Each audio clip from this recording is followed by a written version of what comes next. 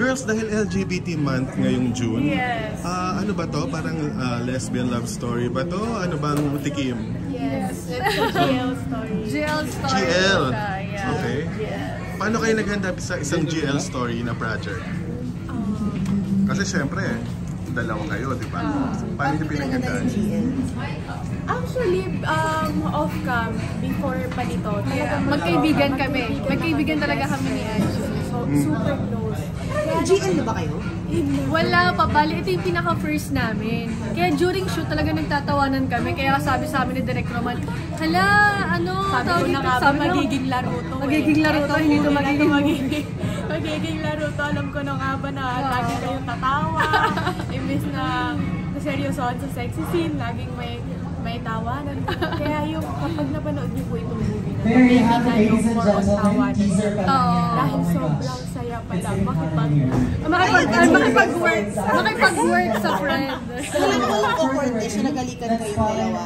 Nung una. Kasi parang kapaan. hiyang-hiya. Tawagin na sila. Ito pala yung feeling na close mo na tapos hahalikan mo lips. Again, Sa tao. starting July 17. Kasi paglasing kasi pag ano kami lumalabas kami outside, parang normal lang naman kasi yun eh. Pero Naghahalikan kayo? ay hindi naman, yung parang yung kiss lang na alam mo yung beso, ganyan. The celebration Okay, pero yung sa ano, yung sa mga eksena, sa mga intimate na eksena dun sa pelikula, wala bang ilang factor? Yung bukod sa tawanan, wala bang nailang kayo? Walang gano'n. Nung una. Pero nung after naman doon, talagang na-handle naman namin ng maayos. First bed scene, I think di pa kami masyado nagtitinginan eye to eye. As I said earlier, Ilang bed scene kayo? Eager and excited to meet our stars. First up is a talented actress. Kayong dalawa, ano yung mensahe nyo sa Oy, tala na, tinatawag na LGBTQIA+ MJ. community?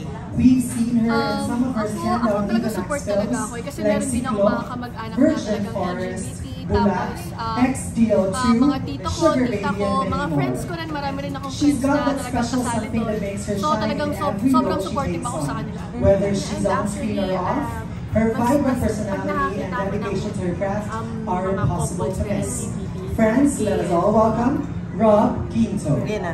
Okay.